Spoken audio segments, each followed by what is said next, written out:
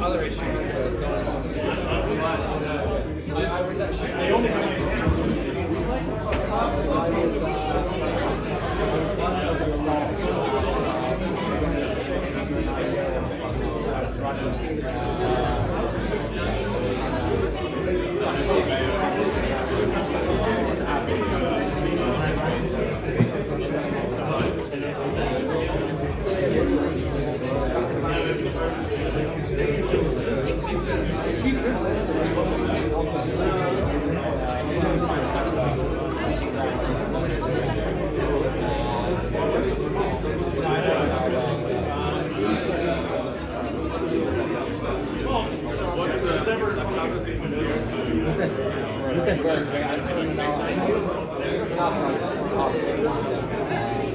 yeah, we just there was a point where we spoke about the whole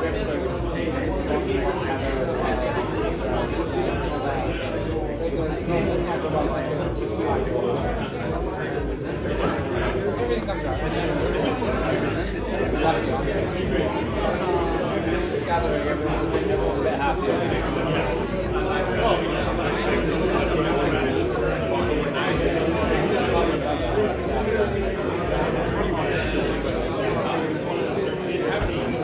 Why did you stay back in France?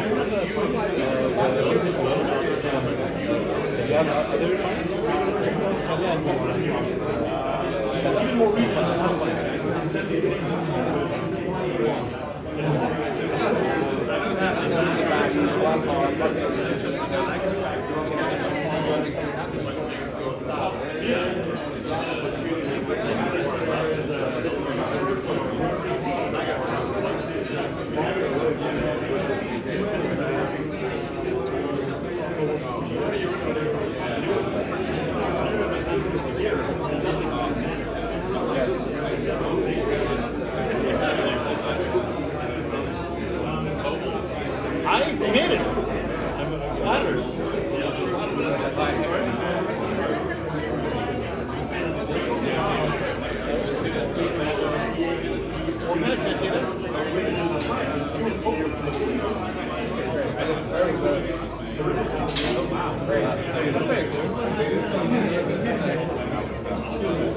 If I was to hold it, I would have a wet back. Thank you very much. Okay. Hi, Gordon Einstein. Good.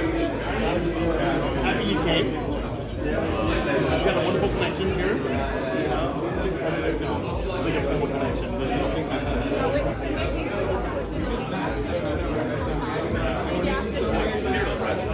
It may be a little bit tight today because there's so many parties, but I'm happy to get together and drink some coffee. When you texted me, I was already here. You know what? You stepped in so well. No, I was looking for you. I could see. Maybe you were hitting the bathroom or something. No, it's just, people were trying to work their way in. Yeah, I love this place. I've been here a while. We usually come here for like a nice break. How's life? I'm having back to work. Sure. It's a pleasure. So I'm just gonna start it up, I think. How's it going, man? How's it? What's your name? Ali. All right, good to meet you too. Been on VC, startup investing. I run my own startup now across the board. Like my background is obviously entrepreneurship with a focus on marketing, lead gen.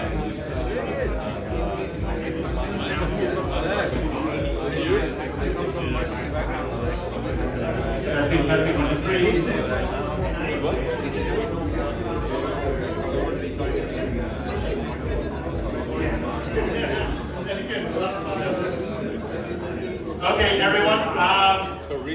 Folks, I think we're going to start segueing into the lunch portion, and I'll give you the compliment I give to people who come. In Dubai, my favorite kind of person is a person who shows up. Okay, because to actually get invited, say yes, and then come, I'd say the hit rate is about 20%. So you are automatically in the elite. You're in the elite because each one in here is a vetted friend or a referral from a vetted friend. You know, everyone I think should feel comfortable talking to everyone else. This is a selected crowd, and the fact that you came here and are joining us, and we get to experience this lunch and time with you. I think me, Carly, Greg will introduce everyone. We're deeply appreciative. Thank you for making the time. I know everyone's busy. I know traffic around here is really exciting. So, what can I say? We'll get into more detail and more format in a second, but if you can, just grab your beverage and grab a seat. It's open seating. It's not that strictly organized. Just join us and we'll start. Is that okay? All right. And here's a round of applause to you for coming and showing up and being awesome. So please. And by the way, if you don't know me, I'm Gordon Einstein. There you go. A couple of people are just meeting you. Who doesn't know you, Gordon? No, I don't know. Now they know.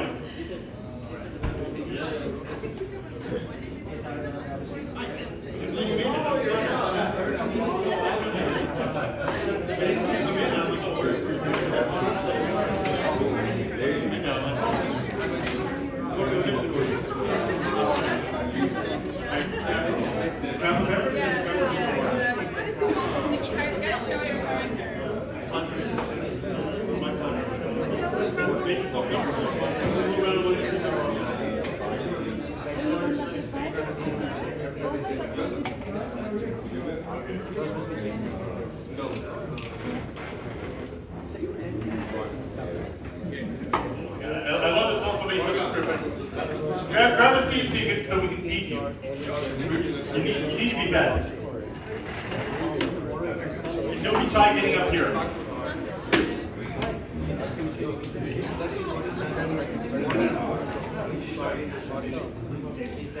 You know how many gold silver coins for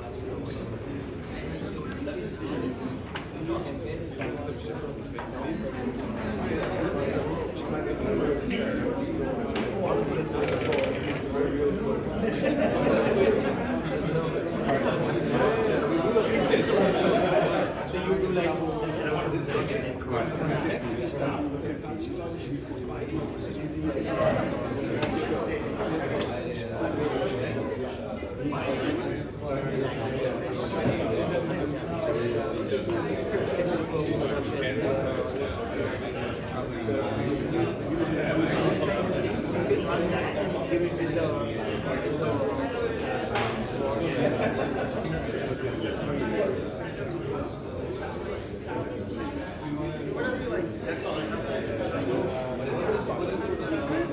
whatever you want. You could leave to your website.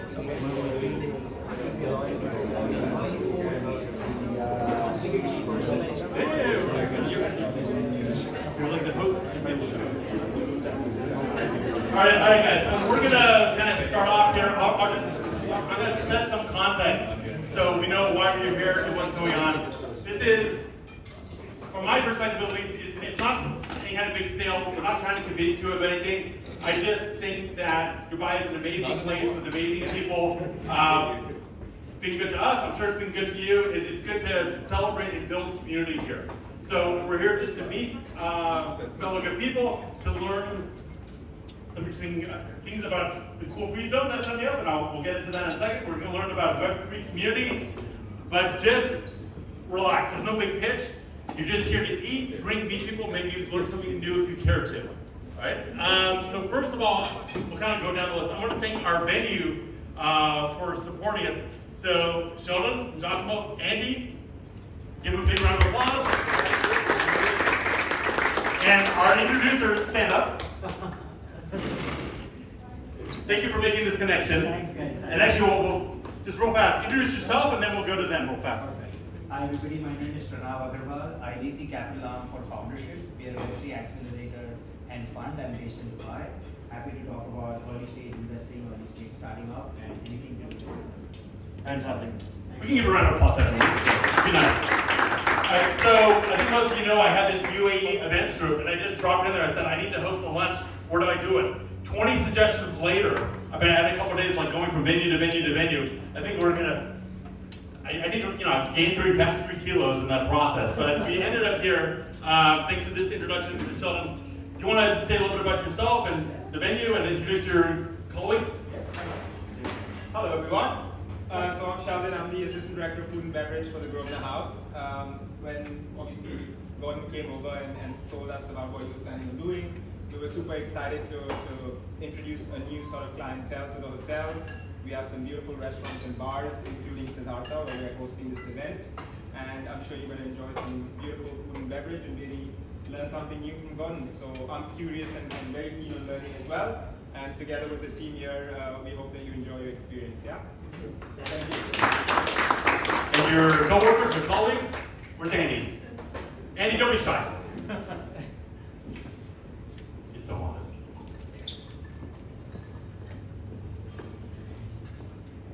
Just thank you, and maybe a word about yourself and what you do. My name is Andy. I'm the operation manager of Siddhartha. Again, welcome guys. Hopefully you guys are going to be enjoying our food and beverage and service. So please, let's everyone have a great evening afternoon with all of us. Okay? Thank you. There you go. Giacomo, when I know you better, actually, might as well. Say hi. Okay, I'm not much tech, as you can see this table, but guys, thank you so much for coming over in Siddhartha. My name is Giacomo, I'm assistant director of food and beverage here, and I'm sure you're going to have a lovely time today. Thank you.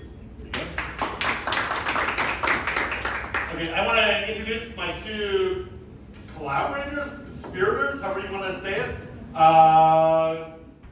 Carla, will you please stand up and introduce yourself? Now, Carla, you can't see, but she has a wounded foot, and she's still here. So we got, just right off the bat, that deserves a big round of applause. She's representing the International Free Zone Authority, IFSA, which is actually why I'm here and have my visa, me and my lovely fiance. So thank you. They're co-sponsoring this event, and I want to thank you. I've known you over 2 years now. So you'll give a presentation about IFSA and yourself. Just give a real fast hello to the group. Hello everyone, I'm Carla, as Gordon told you. I'm representative of the International Free Zone Authority, and today we're going to go on the journey together to introduce IFSA. Greg, stand up. Now this is the TED Talk component of today. We have Greg Magarshak, like Radio Shack he says. Exactly. And he is going to be presenting on building community through Web3. So we'll give the longer version of you in a minute, but just real fast. Real fast. I love bringing people together. I love building tools for you guys. And I believe that blockchain is going to power a lot more than it's doing right now. Many, many applications, and talk about them in this. I'm excited to be here. I love what Gordon's doing, and hopefully this could become a big community here. This is going to be a recruit. By the way, you're all part of, yes, there you go. You're all part of the prototype. So I want to thank you, and feedback is welcome, and we're going to be iterating and evolving this lunch over time. I think that is anyone having a bad time? No. Okay, so far we're okay. All right, well that's good. Let's do just to build a community. Let's efficiently, just for time, go around, take the microphone, introduce yourself, your company, and just tell us something real fast about what you're up to and what you're doing. And if you want, stand up while you're doing it. I know you're not shy. So, good afternoon everyone. My name is Danny Topala. I'm the founder and CEO of Iron Capital. It's a Web3 venture capital. Our focus is on gaming, but obviously we don't reject any solid project. And in the front end, we run Iron Capital Media, where we do our own podcast and Web3 news platform. So that's what we do. And a clap for everyone. Salam Samad, the CEO of Salamas International Group, international law firm specialized in immigration law and corporate setup, and a partner of our great friend Isa. Thank you very much. We're not skipping away. From my office. Then Shishi go first. Elian Endo, Lebanese lawyer from Salamas Law Firm. Let's go around one time and go back around that way. Nice to meet you guys. My name is Tessia. I do Web3 marketing. I deal with influencers and grow crypto projects and pushing to be listed on best exchanges on best courses. Good afternoon, my name is Damien Lippman. I have a company called 10xNet. It is already registered with IFSA, thank you very much. And I provide assistance with payments, exchange, transference of value, and I specialize in complex jurisdictions. Hello everybody, happy to see you. My name is Arina. I'm born as you can say, and I'm from the world of analytical psychology, but I accept payments in crypto. That's why I'm curious to learn about all the trends. Thank you so much.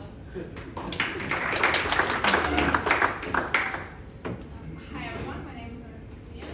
Thank you so much for having us here. My background is in crypto marketing, in pros, OTC, and various stuff with token projects I meet. And currently I run a B2B travel startup. Hello, my name is Ali Rahal. I'm the CEO and co-founder of Educate. We are an educational consultancy specializing in sending students and consulting them to Australia specifically and New Zealand. We also have a background in advertising technology. I'm an ex-computer as well. Glad to be here and with you all.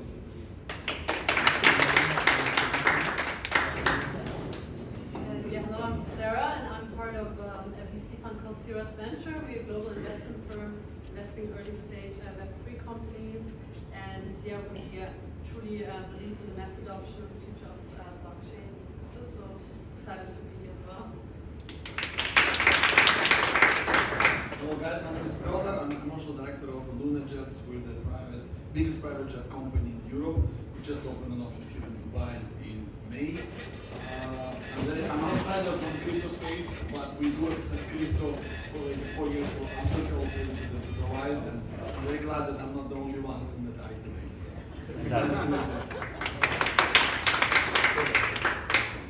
Hi, my name is Rahul. I'm a fifth generation jeweler. I'm a part of a family business that's been here in the UAE for the last 54 years. So yeah, looking forward to connecting with all of you. We are looking to accept crypto as a payment, even though I'm not in the space, so looking to learn. Thank you so much. Oh, no. No, what's your, you left something out. What did I leave out? Maybe you have something to do with our ring? Oh yes, and I am Gordon's personal jeweler, and I've got a little Russian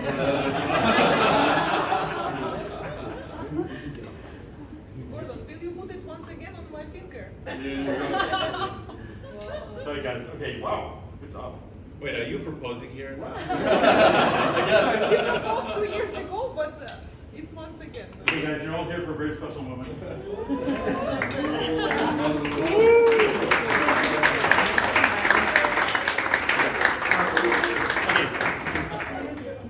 That's actually my fourth time proposing.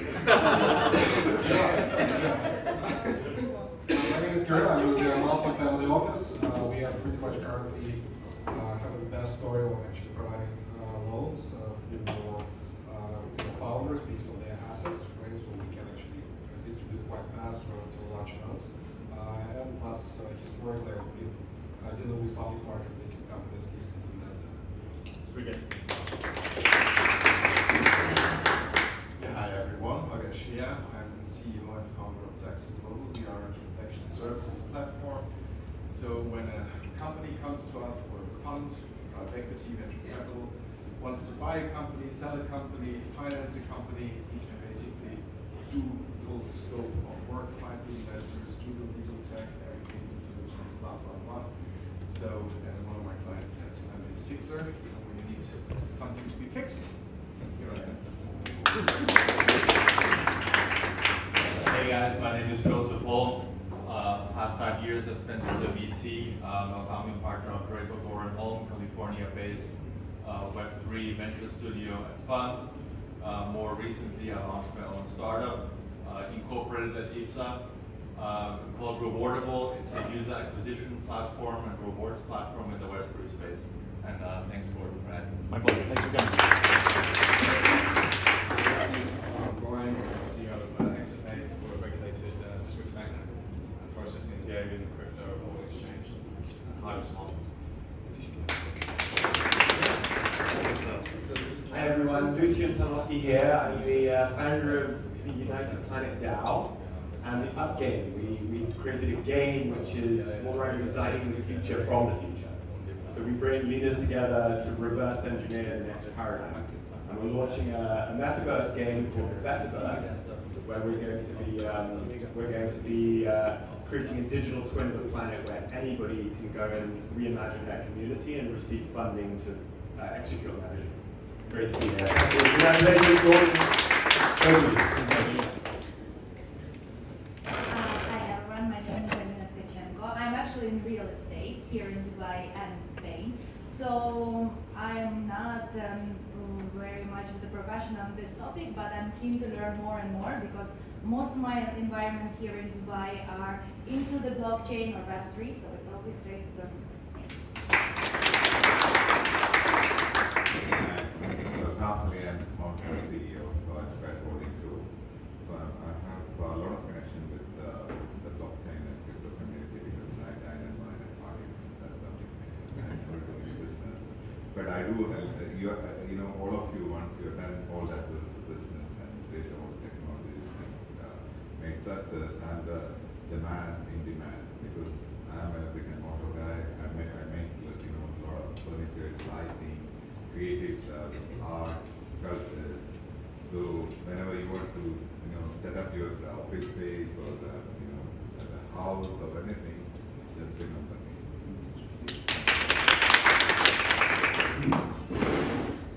Hey guys, nice to meet you here. My name is Michael. I'm co-founder of Web3Academy.pro. It's an educational platform. We're doing education on DeFi, no trading, no altcoins, shitcoins, arbitrage, and all that stuff. We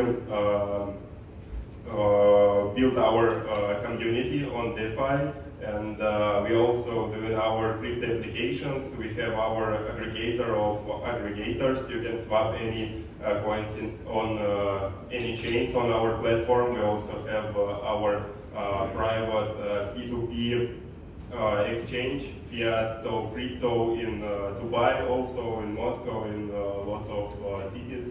And we do crypto meetups in Moscow, and it's our, Ivan, my partner, we do it together, and it's our first time in Dubai, only 5 days here, and I'm really glad to see you all, to see you guys here.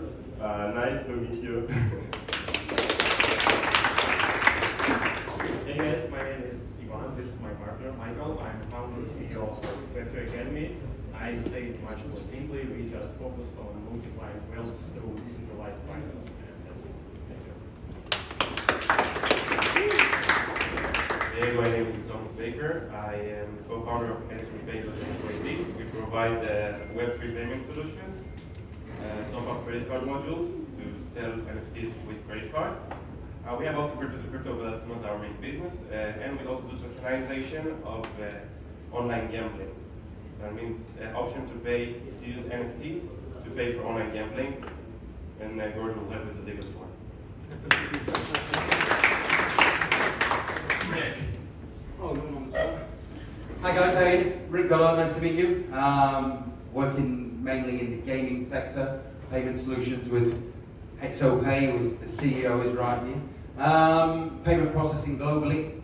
under 5 different licenses. I'm also an international public speaker, signed with the Sigma Group, global roadshow hosting gaming, AIBC, crypto blockchain summits.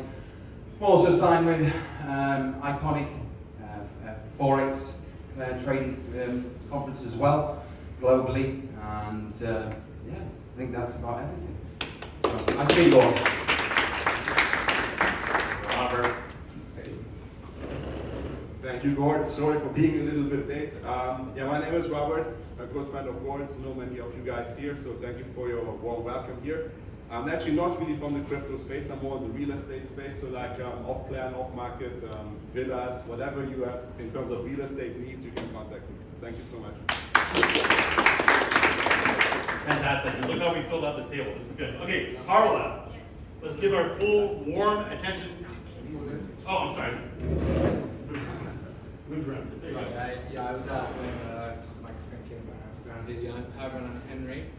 I lead ecosystem for Tether and Bitfinex. So yeah, I just moved to Dubai in September. The ecosystem and meet all of you. Thanks. Anyone else?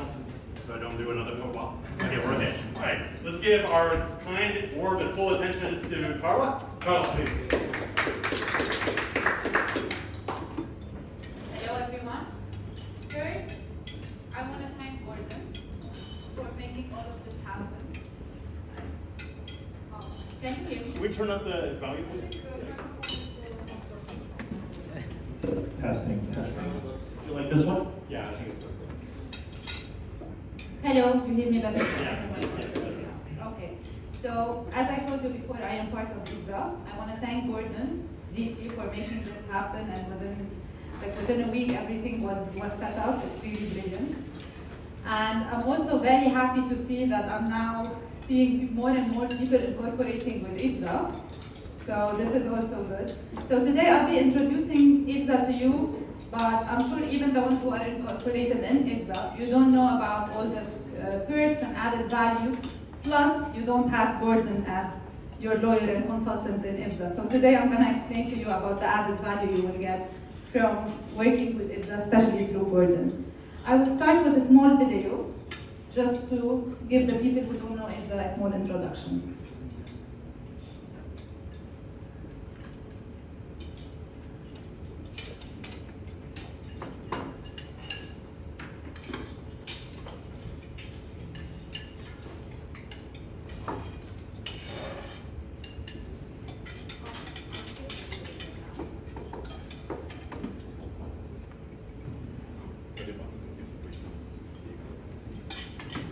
Sorry, there seems to be a technical issue, so I'll skip the video for now.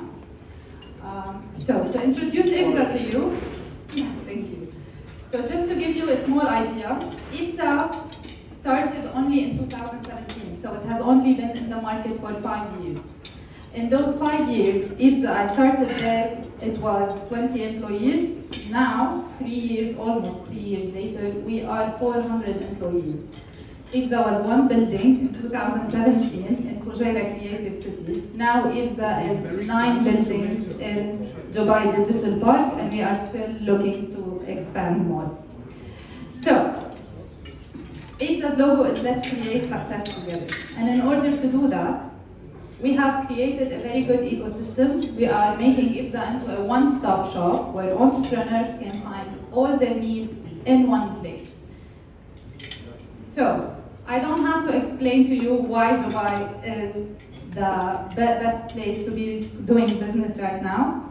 Everyone is, I bet everyone is already is a resident in Dubai. Oh. I don't know, we can ask. Is anyone not yet a resident in Dubai? Okay, they will be soon.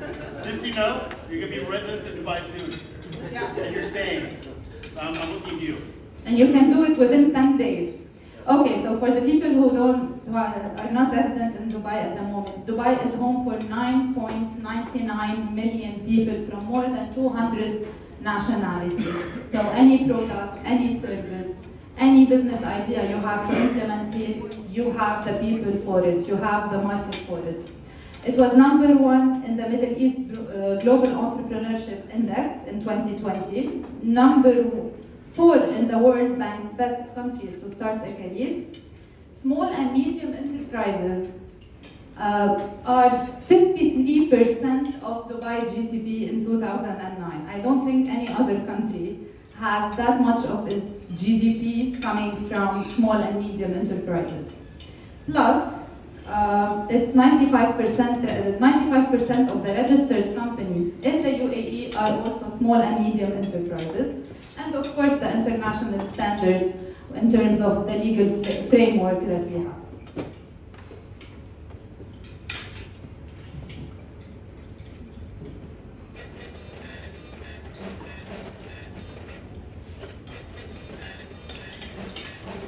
I want to show you this very interesting slide. In 2017, foreign direct investments in the UAE was worth $10.35 billion. 2018, $10.39 billion. 2019, starting COVID, it became 17.87. In 2020, 19.88, and in 2021, where all countries were struggling because of the lockdowns and because of COVID, Dubai had $2.27 billion worth of foreign direct investments. This is in the middle of the crisis when all the countries were struggling economically. If that is not a guarantee that Dubai is the place to conduct business, I don't know what is. It's so resilient economy, high quality of life, we are all experiencing it. And it's a hub of education for people who don't know. Rochester Institute of Technology is here in the UAE, New York University, Paris, Sorbonne, and even MIT. Now, we are a B2B free zone. And there is a reason for that. We are the only B2B free zone all over the UAE, not just Dubai. What does it mean to have a B2B free zone? It means we only work through our consultants. Why we work through our consultants? Because people like Gordon have the knowledge, have the expertise, and have been also trained by IBSA, like every consultant we have in IBSA, to make sure they are always up to date with all the new rules, regulations, information. This is all given to the consultant, so you can benefit from that service as the end user without all the hassle of having to, going to different consultants. Why? Because in IBSA, we have the company setup process. We will do the residency for you, all your immigration requirements. And then, once the business is starting to take off, in-house, IBSA will give you, not you actually, the consultant who will be able to offer you that service, accounting, bookkeeping, financial reporting, all in one place. We will even help you open your bank account. We will help you with external approval from authorities, any external approval that you might need. So all of these are services that are in one place, all offered to the consultant. Of course, we have different types of companies in the UAE. You have mainland, you have free zone, you have offshore. In IBSA, you'll be able to get a free zone license, and we have recently bought actually an authority in Seychelles, and now we are also issuing offshore licenses, plus even DED. Even with the mainland licenses, Gordon is very much equipped with all the contacts and connections in DED to make sure everything happens for you, and it happens much faster than it would with any other consultant.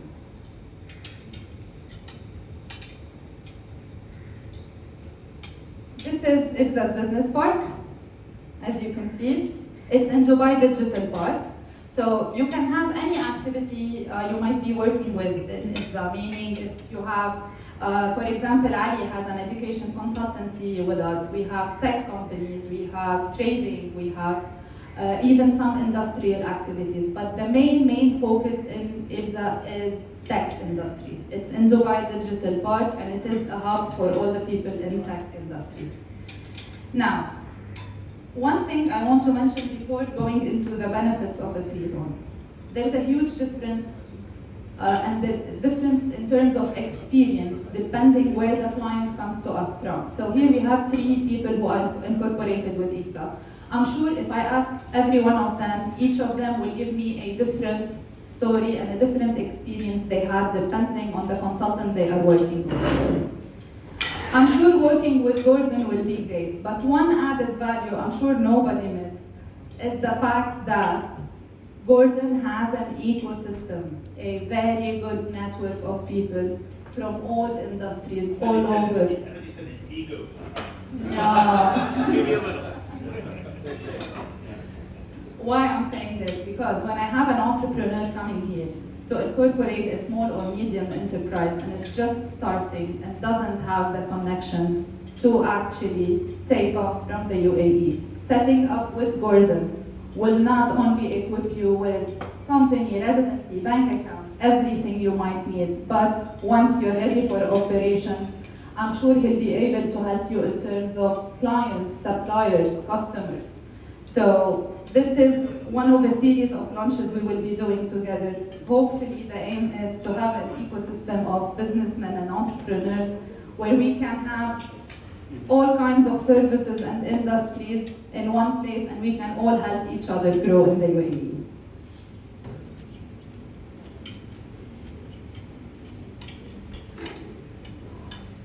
I'm not going to take you through the step of setting up a company. I just wanted to tell you also about all the different branches of IBSA.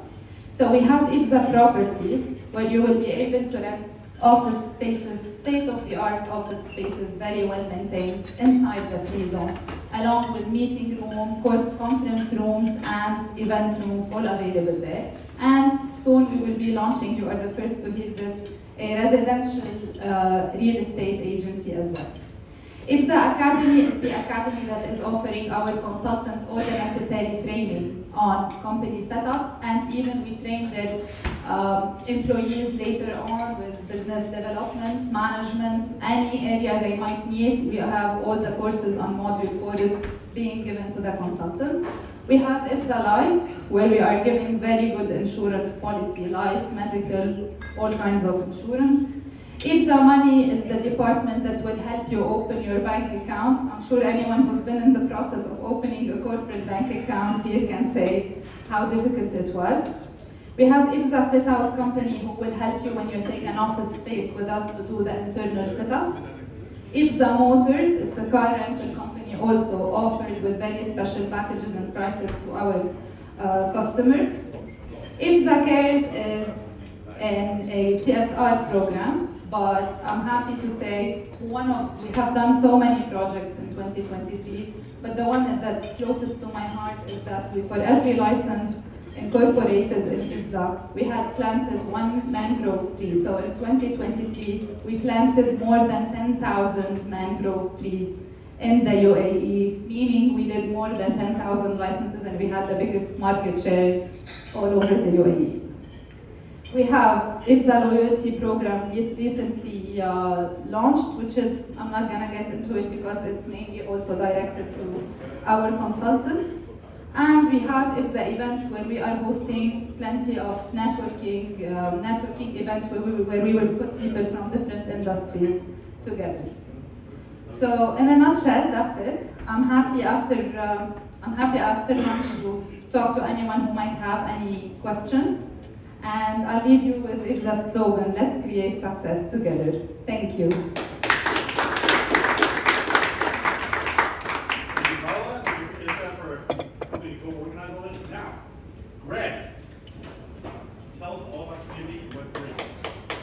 Thank you, everybody. You know, before I get into all that, I want a round of applause for Gordon, who has put all of this together. And all jokes aside, he talked about the ecosystem. Since I've known him, he's been helping the community, he's been building the community, and honestly, what you put out, it comes back, you know?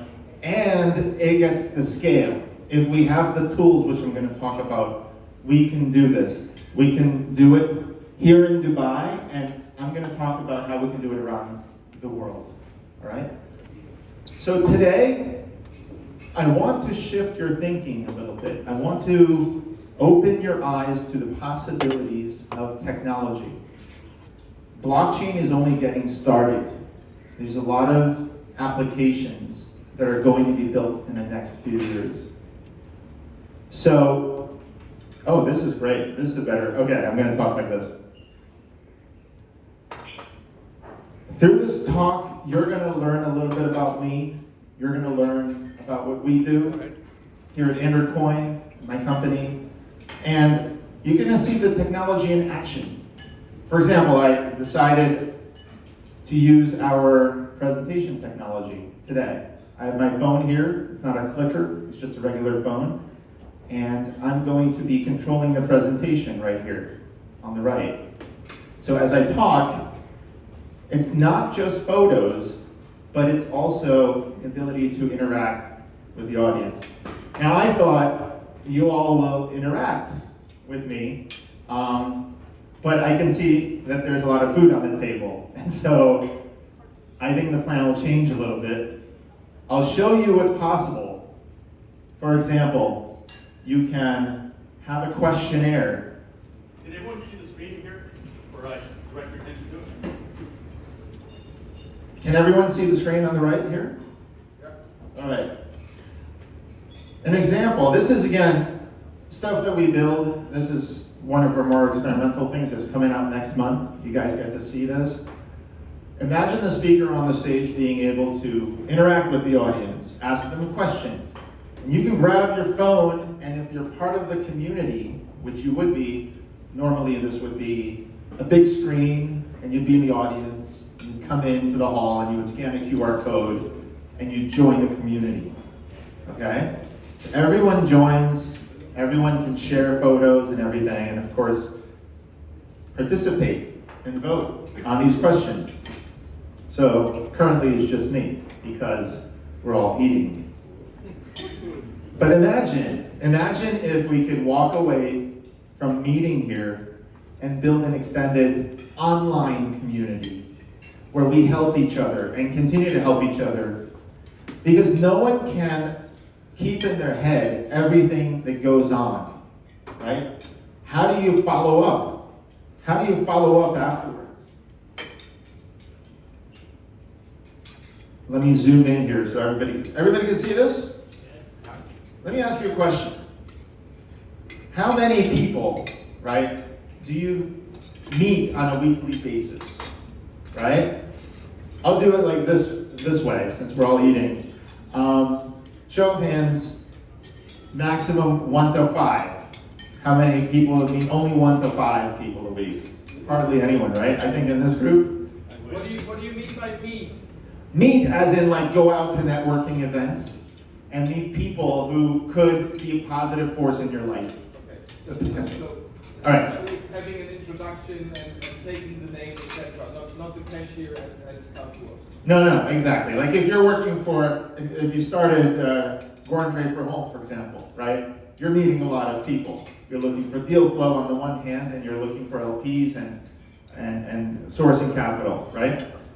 If you're doing a VC. So you're meeting a lot of people. 5 to 10 people a week. How many people here regularly on average meet 5 to 10 people a week? Okay.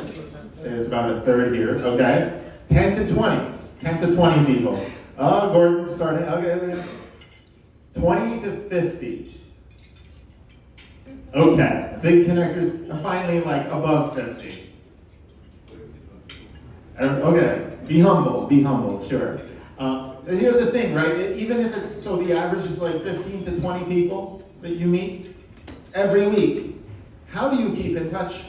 How do you organize that Rolodex of yours, right? It used to be a Rolodex, and now it's like your contact list, right? So we built an app for that. It's called Groups.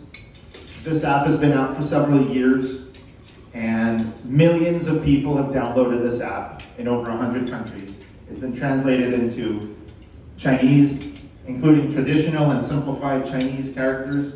It's been translated into 15 other languages. People use it to follow up.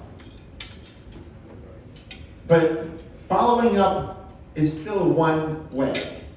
You are still blasting messages out to people.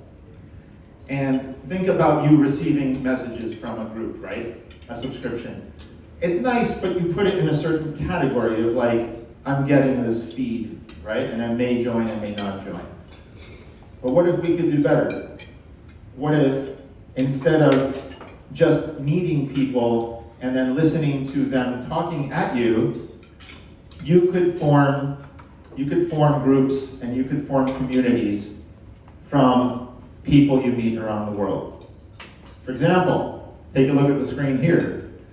I went to Honduras, where a bunch of libertarians are building Prospera, which is a city that's also using local sort of free zones that Honduras has given a chance to form a few years ago, the previous administration.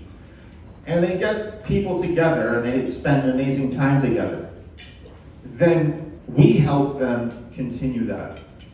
So rather than listening to the organizer or me talking to you for the next few weeks, you can actually keep track of everyone you meet, and when there's deal flow or there's something to be organized, the software will help you do that. So imagine a software that helps people connect over common interests. Figure out that person you didn't have a chance to talk to at the event, you can talk to them on the app. And what if each of these apps wasn't owned by me or Jeff Bezos or Mark Zuckerberg or indeed Elon Musk, right? They're great guys. But what if we could start building community software that belongs to us all, to the communities? What if each community could have its own open source version, right? So I want to go back to memory lane, how the internet evolved, and I want to talk about what happened about the technology, and then I'll tie it into how you can supercharge your impact by about 50 to 100 times with software. Now you have AI. I'm not going to talk about AI even. I'm just going to talk about how basic software can take what you're doing 100x further. So if you make it to the end of this, I'll give you the apps. After this, everyone who came, we're going to email you an invitation to try it, to use it. Gordon, I didn't tell you this before. You're getting a community app. Thank you. Because the thing is, everyone should have their own app that's not owned by Elon Musk. You can't get deplatformed from it. So let's take a trip down memory lane. They had, remember this? America Online? Who remembers America Online? Okay, you guys are all over 30 years old. I remember getting the CDs and using them as posters. Yes, the CDs. Remember how they used to give you like 100 hours and then 500 hours and 1,000 hours? They kept giving you more hours. Why? Did they become more and more generous? No. There was something disrupting them and killing that whole closed model. It was called the open web. The web was an open protocol, HTTP, and the browser gave you access to web servers around the world. Suddenly, because of the web, anyone could permissionlessly publish anything. And people halfway around the world could get it the next minute. I can update my site and someone in China can read it, can see that update. I don't need newspapers to publish and distribute. I don't need radio stations, which have, shortwave radio could maybe reach more kilometers. I don't need TV, I don't need magazines. All those industries were disrupted by Web 1.0. It was open. It was based on an open protocol. Other ones included Prodigy, CompuServe. Okay, if go down memory lane, where are they now? Where is AOL Instant Messenger? Where's ICQ? Okay, right? They were big. People were using them. The open web allowed anyone to build on top of it. Who built on top of the open web? Facebook, Google, Amazon, right? They built business models like search engines and social networks that you could not build in a walled garden like AOL. because AOL wouldn't give you permission to take over. They would just copy you and kick you out, right? Which we've seen because Amazon, Google, and Facebook turned around, having built their websites on the web, and created walled gardens of their own, and then became the Web 2.0 closed ecosystem. So, WordPress, today, WordPress powers 40% of all websites in the world. WordPress. If you want to publish or set up something, what do? You choose your own choice of host. You don't need Facebook's servers. A country doesn't have to worry about the intelligence agency of some other country snooping on whatever. You just choose whatever server you want. Hosting companies take care of the hosting. Certified developers take care of developing. Plugins, there's packaged plugins. And then, of course, there's themes, right? There's lots of designs. And so that's the ecosystem. It's decentralized, no one owns it. And that is how we could have Web 2.0 and 3.0. I'm going to talk about that. In 2014, I met up with Tim Berners-Lee, who back then was starting his own vision, which he then left MIT, started Inrupt. Okay, back then this was called Solid. That's me, my co-founder with Tim Berners-Lee at MIT. I also met Noam Chomsky that same trip, and we remained friends and had him on my show a few times. Tim doesn't own the web. He is not a billionaire who extracts rents from every transaction on the web. Because anyone can use the open protocol that he designed. They can create their own web servers. There's an ecosystem of people now, and the web has arguably created the most wealth of any platform out there. If you look at Ethereum, Bitcoin, they're open protocols. And they are permissionless.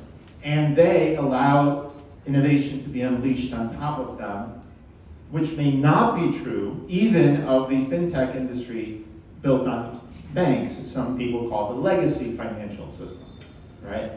Because it's not open, it's controlled still by some gatekeepers. Same as the Web 1.0 was.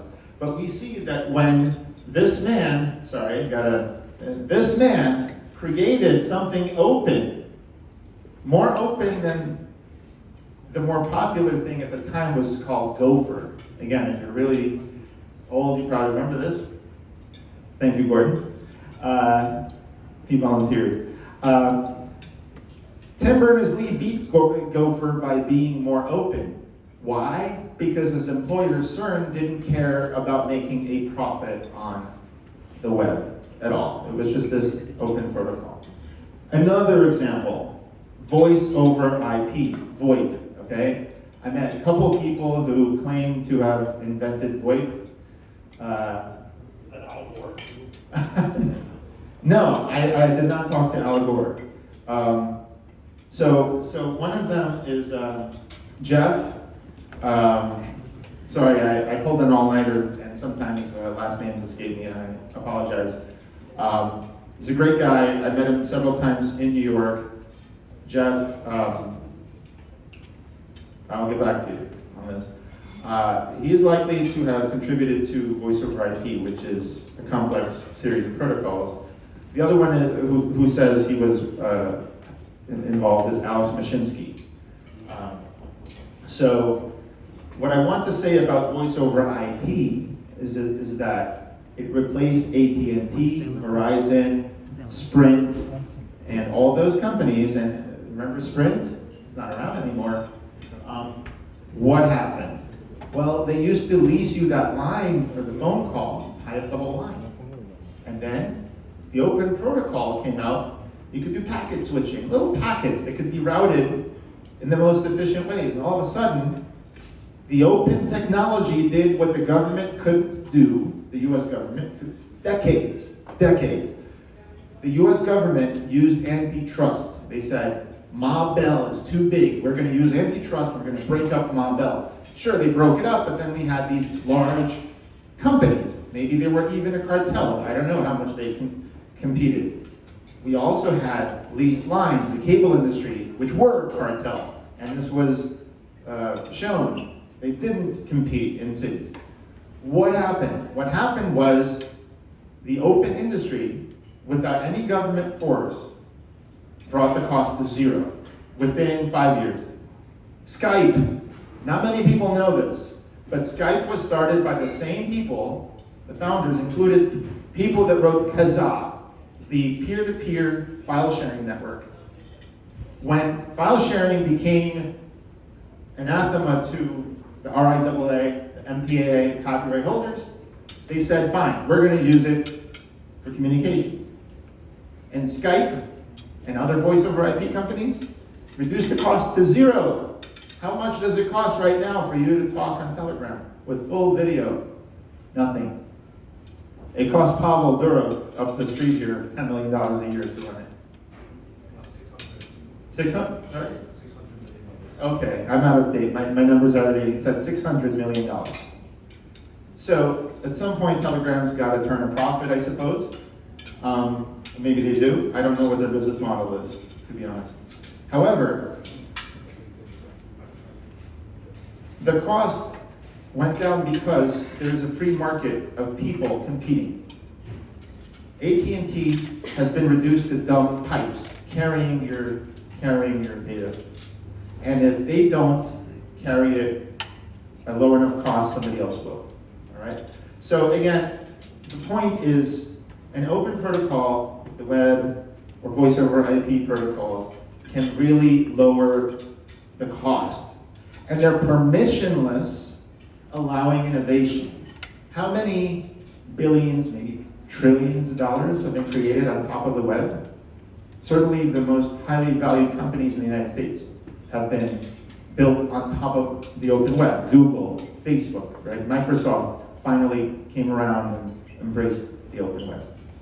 So I want to talk about what the problem is today. The problem is that Web 2.0 is controlled by a few people.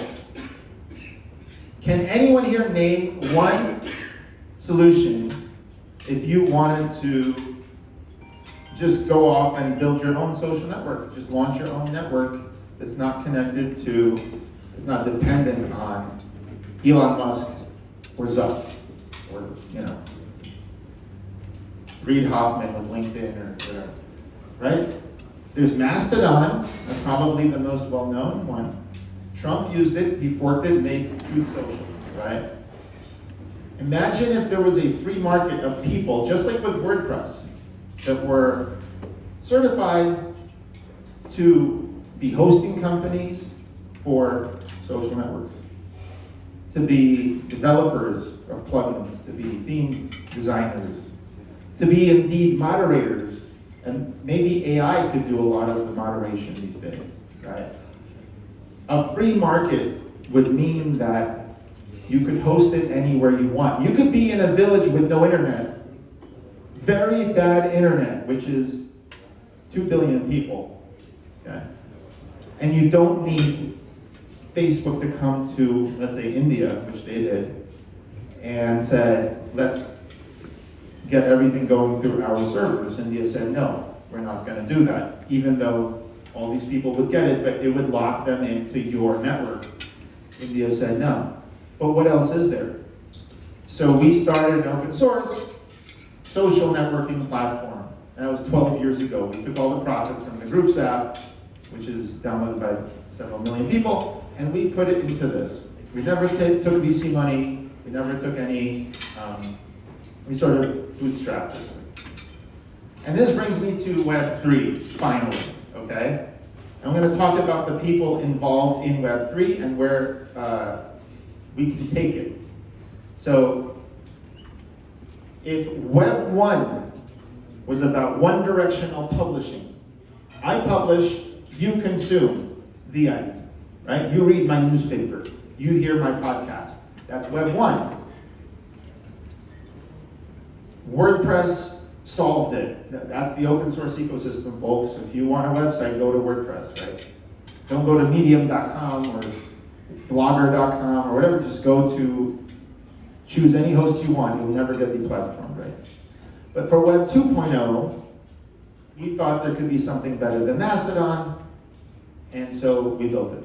It's called Qubix, Qbix with a Q. Now, Web 2.0 is about you guys communicating after the event, sending each other messages. We take it for granted these days. Telegram, everything that Telegram is doing should be open source. Not just the front end, which it is, it's open source. The back end. You should be able to host a Telegram type server, and it should be able to handle everything. If you have a village, you should be able to stand up a Wi-Fi mesh network with Wi-Fi routers. It's fast, locally it's fast. Download one copy of an educational video from YouTube, and then reshare that copy locally, so everyone can get fast access to it. If you need to plan a dinner like we're doing now, you don't need the signal to go all the way to California and back, just because Facebook has invested in the software. We have the hardware, hardware's great.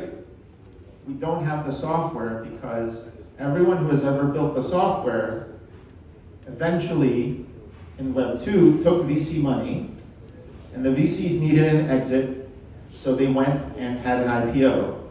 And then the shareholders bought the shares. And then every quarter after that, they have to go and have the quarterly earnings called earnings come out of somewhere. Economists call this extracting rents, right? Uber takes 50% of every driver's salary, for example. I think something like that, 30, 50%. I asked drivers, if there was a driver collective, it was open source, and you guys wouldn't have to, would you switch, right? They would be like, yeah, I would switch. But it has to be good enough. You could talk about all day long, you could talk about veganism and give up meat, but until the Impossible Burger comes out and it's good enough, people are not going to switch.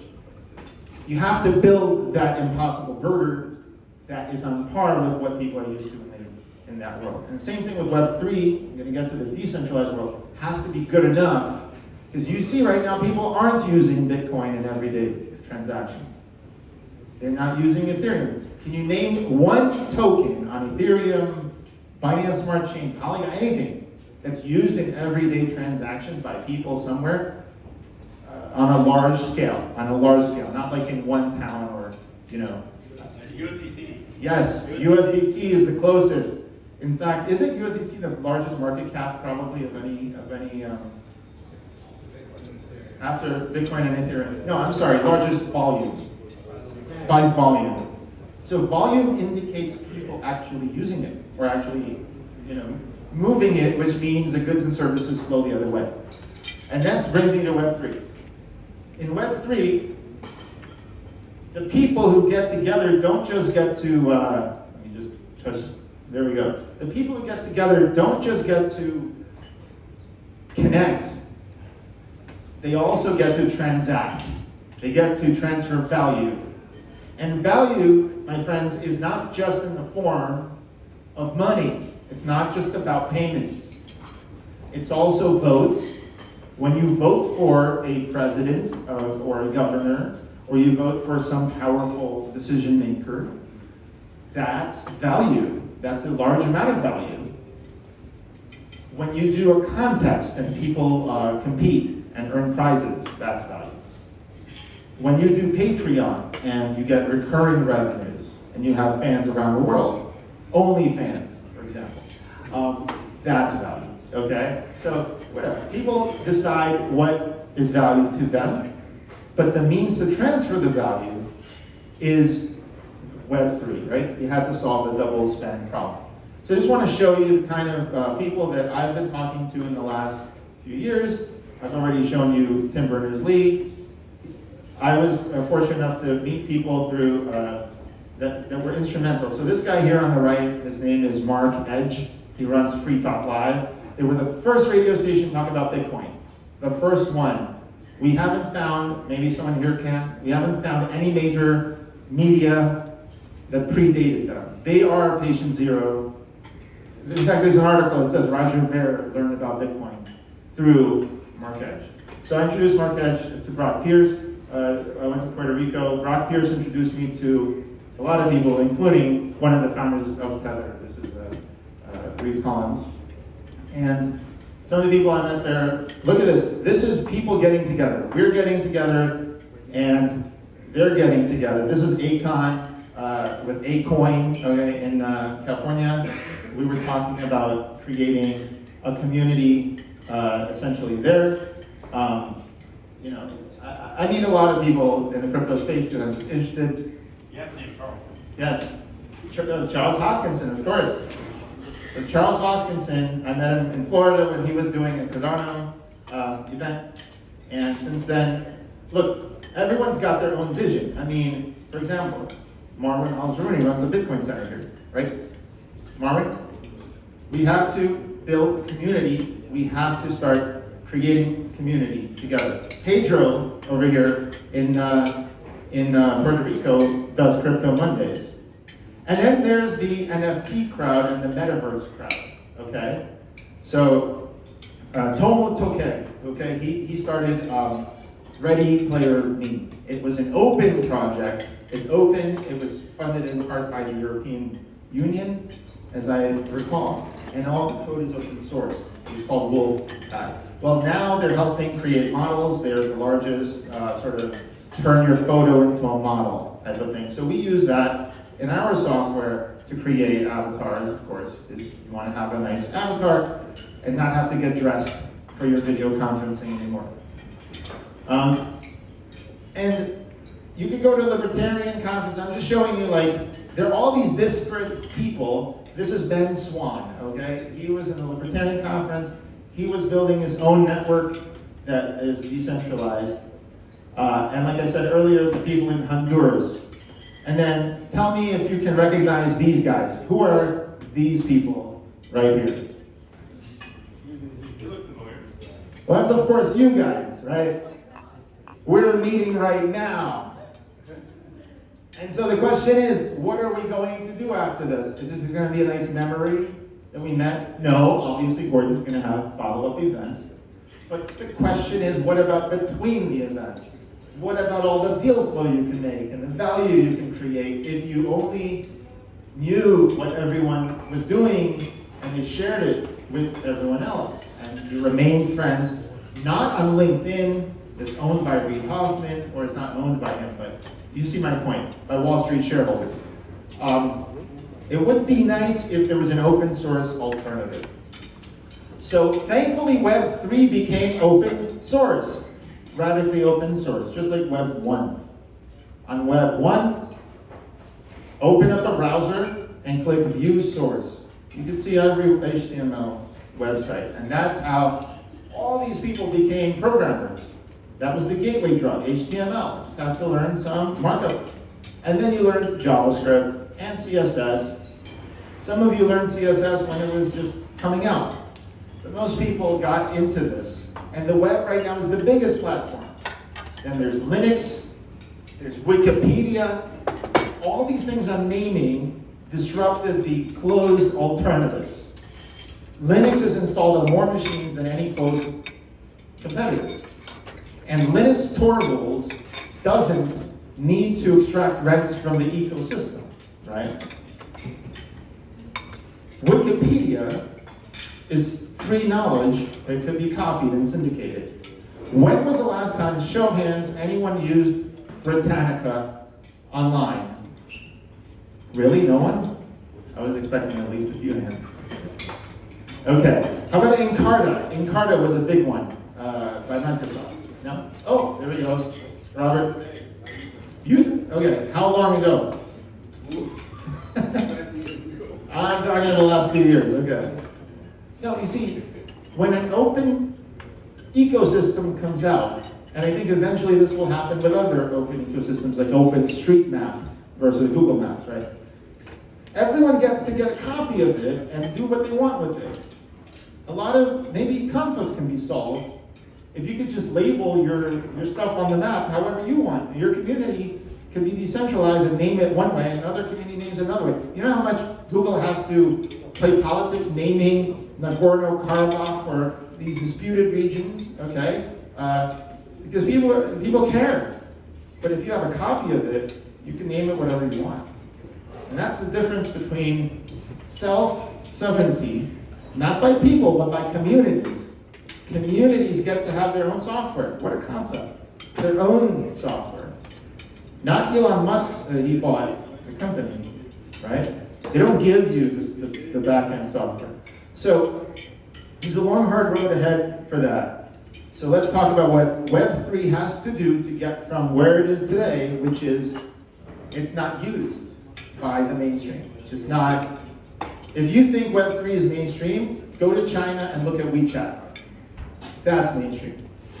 WeChat. WeChat's used as replaced cash. In the same time that Bitcoin's existed, Bitcoin hasn't replaced cash. WeChat has. Now, of course, the Chinese government had helped it along, right? There's centralization. It's fast, it's centralized. What if blockchain could become fast? And right, it's getting there.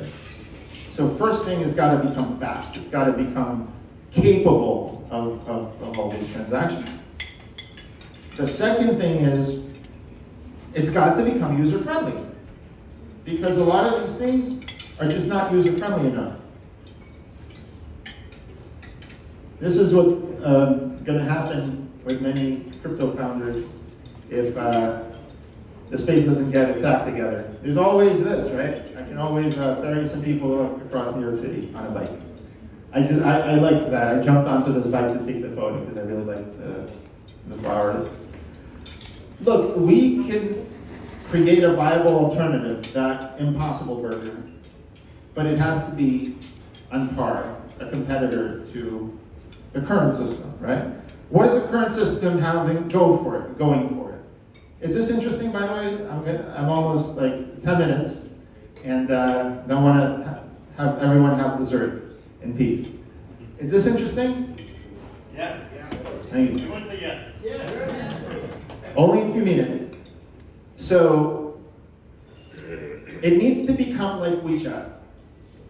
Telegram could have launched Grams as a payment system, right? It currently integrates with banking systems, right? You can pay for things. It's very easy for a social network to launch a payment system and a thing because people are already connecting, and now just make a payment button and suddenly they're transacting.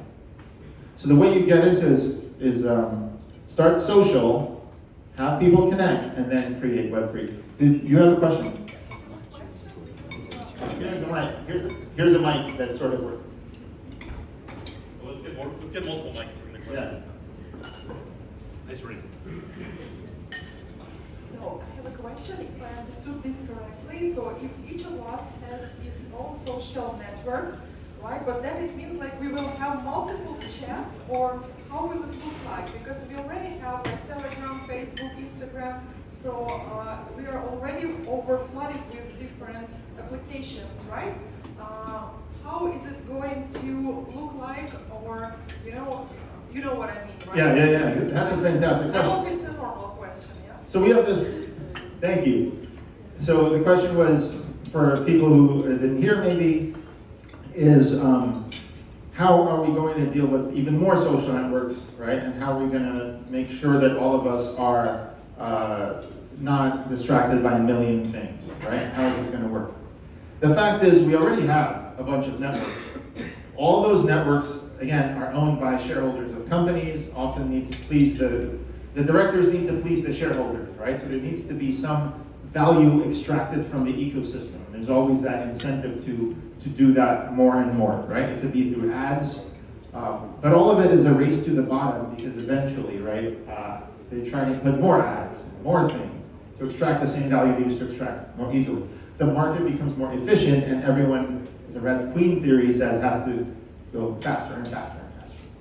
So we already have that there. So what we could do is give everyone the chance to launch their own system, their own open source clone of things. And then interoperability should be seamless. Like, if you think about it, your question could be like, if we have all these networks in the world, how do we send email? And the answer is there's one protocol called SMTP, Simple Mail Transfer Protocol. And everyone is kind of like uses that protocol. And that's how email gets sent. How do we use websites? HTTP, right? So someone puts an HTTP server. So the answer is a standard protocol. As long as there's a standard protocol, and there are standard protocols in that space. There's standard protocols for social networking. Greg, if I can, the standardized protocol plus a seamless user-friendly way of attaching it. Yes, user-friendly is the key. This has been missing in the crypto space. So 3 things need to happen in the crypto space. 1, it has to become scalable, fast, right? If it doesn't scale, then Bitcoin transaction is going to cost a lot. Ethereum tokens are going to cost even more. Good luck with that. So keep it decentralized, make it scale. Secondly, user-friendly. If it's user-friendly, people use it. That's how they started using WeChat. WeChat was simply a social network. Alibaba had red envelopes, I think, or something, and or it was a WeChat, and then they turned it into a payment network. My point is, every social network has launched a payment network by now. Gmail, you can send payments. iMessage, you can send payments.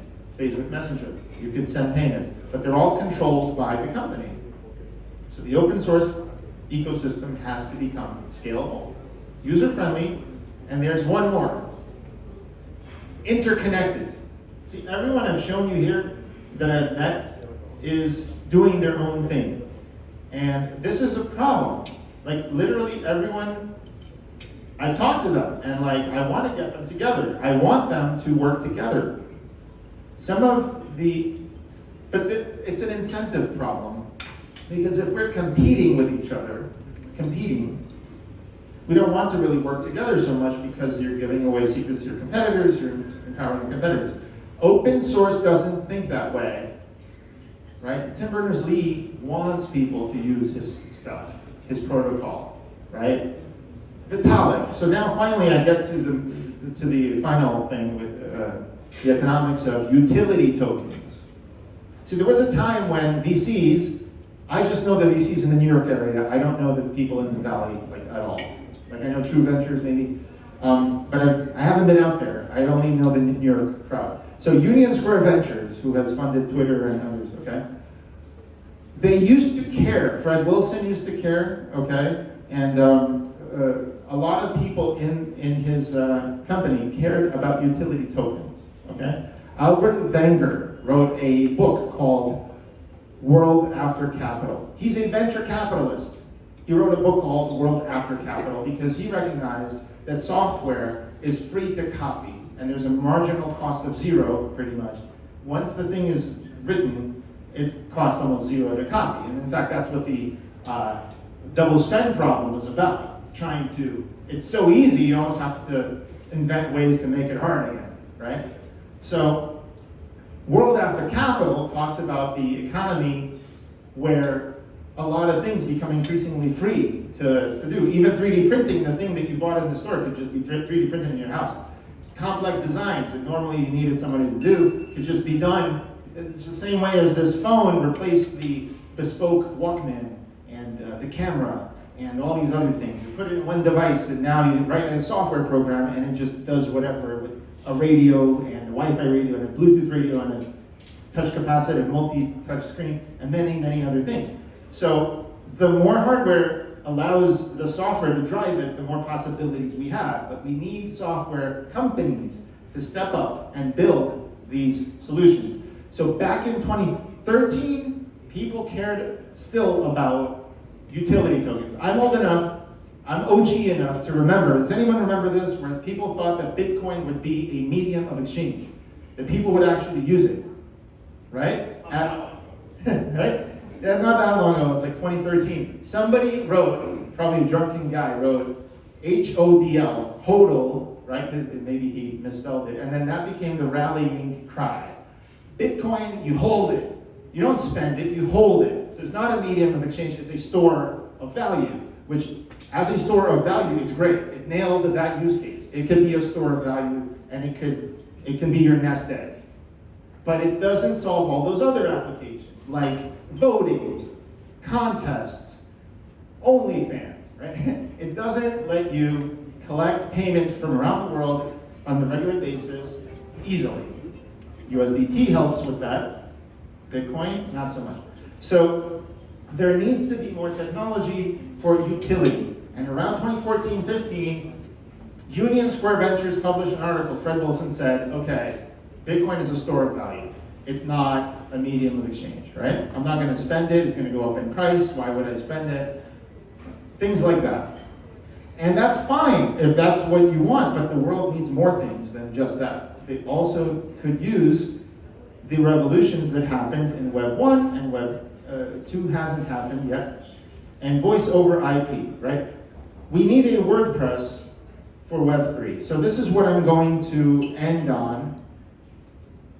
Web 3 has a major problem. And if you're investing in Web 3, you should be aware of this problem. This is the number one problem that has occurred since Ethereum came out. Since any random person became capable of launching a token without getting their own altcoin blockchain out there. It used to be that Litecoin actually had to build the network from scratch. And so Bitcoin and Litecoin had a big head start, and that's why they, had that name recognition for years. But right now, anyone can launch a Bitcoin with the same properties on Ethereum. And some people did. And I interviewed Richard Hart, for example, who said he was going to do that for Hex, and that was an interesting interview. You go watch it. Got about 15,000 people, mostly probably Hex community, watching it. So I like to interview people. I interview Noam Chomsky, I interview Richard Hart and others. And I like to get to the substance of things. And the substance is that if anyone can make a coin, anyone can make a coin on Ethereum, a lot of coins are going to suck. 99% of smart contracts are going to have bugs. That's a problem. Because the initial crypto ecosystem was about what? Removing the middleman. Removing the trust that you place in the middleman. That was the whole point, wasn't it? Bitcoin, you trust the network, you trust the math, you don't trust your banker, your broker, or your local drug dealer. Right. Although I did buy Bitcoin in a local exchange, localbitcoins.com, back then. Back then you have to wire some money to China and hope that they'll send you some Bitcoin. So, if crypto is to live up to what it's supposed to be, which is disintermediating the institutions of transferring value, it is not going to get there by having a lot of shit coins. Sorry, pardon the, a lot of smart contracts that have been written by a dev somewhere on Telegram who don't know who they are, and they're not even doxed, and no one knows anything. It's not about doxing the person. It's about auditing the code. You need to have the code come from smart contract factories, like Uniswap. Everyone knows Uniswap. No one ever wakes up and says, I think this Uniswap instance is going to rug pull me. I just don't trust that liquidity pool. It's exactly the same as every other liquidity pool. It's got the same code. That's how it should be. That is the solution for the crypto space. There has to be factories that have been audited and battle tested for everything from, governments, voting, contests, your company's payroll to be done on it, your company's org chart to be done. Imagine org chart holds value. If you hold an important position in a city or in a company, that's valuable. How do you know the person, how did they get it? You want to know that there was a good election you could trust. It's all on the blockchain. And then the appointments happened on the blockchain officially. And everything followed the rules. No one can break the rules. You can put constitutions onto it. So it's not just payments, it's how you run your community. Anyway, here are my prescriptions. And sorry to go on and on, I hope this was interesting. Here's the takeaways. Crypto has to become user-friendly. It has to start with open source social networks and gradually swap the back end to be blockchain. It's like a car that becomes electric, but it's still a car. People don't have to worry about what's under the hood. And under the hood, you have to have smart contract factories. Not smart contracts written by a dev that you hired because you have some cool tokenomics that you're trying to do. But factories where you enter some parameters and say, I want this thing. Here's the parameters. A contest with 5 rounds, 3 winners per round, and this is it. That's what crypto should become. And if crypto becomes that, then anyone can place their widget on a site, take a widget, place it on the site, and have their own contest, their own election. It could be cheap and easy to do decision making. It could be cheap and easy to do all these things. So I leave you with this. You're gonna all get Gordon's app, and hopefully we can all connect on it. Community app. Don't make them nervous. It's your app to this community. It's my app too? All right. Not too, it's your app. It's my app, but crucially, I am not the Elon Musk of this. It's open source. You're gonna choose the server on which it runs, and eventually you're gonna hire other people, not me, to maintain it, because there's going to be an ecosystem. So for now, it's my app, okay. But eventually, it will be your app. It's not about me. It's about the communities owning their own software. So that's what I want. And by the way, one last thing. We built it all already. It exists. And if you go to intercoin.app, right, you can see it in action. And I'll just send it to you all. But the point is this. It exists. And we have millions of people that we are going to roll it out to. But for the next few months, we're working with a small partners, which you know some of them. I'm not going to name them here. We want to make sure the thing works really well, and then we go mass market. So, like I said, we never took VC money. We believe in selling utility tokens, and we don't want to extract rents from the ecosystem. We want to be like Linus Torvalds or like Vitalik Buterin, and hopefully give it to the world, just like Tim Berners-Lee did it. All right, thank you very much, and thank you, Gordon. Thank you for the presentation. To the microphone. So I want to hear from the audience, both if you have questions for Greg, but also there's a lot of people here who are involved in the community, involved in Web3, doing your own projects, taking your own approaches. I'd like to hear your perspectives as you dine on dessert. But first of all, you were very modest about something. Who are you? What's your background? Why are we listening to you? Shy guy. Who cares, right? All right, fine. Fine. If you want to know, when I was growing up, I was a concert pianist. I was a musician. I played in Carnegie Hall. I was on TV for music. And then I discovered computers, and I discovered the ability to make these general purpose programs. And I started these companies. I've been running Cubics for 12 years. If you want to look it up. How many users? At this point, we're up to 10 million. We attracted 10 million users. Right. We're just getting started. And 2017, we launched Intercoin, raised about $1 million. It's not a lot by crypto standards. But since we were based in the United States, foolishly, we were based in the United States, we did everything by the book. Gordon's a lawyer, so he can appreciate this, I guess. We filed a Form D with the SEC. We treated it as a security, and now we're launching utility tokens. Okay, actually, we're going to divert. We're going to, because of the rules here, we're going to go around sorry. that. Right, I didn't mean it as a thing. Just tell about your background and your instant tech. Right, so my background is we sold these tokens, and we used the money to create these open ecosystems. And now we're giving it away to people. Vitalik invented a good way to do this, and it's utility tokens. We want the community to own the ecosystem, and we're passionate about communities creating their own software, owning their own software. So who am I? I'm probably one of the influential guys you've never heard of, and maybe that will remain the case.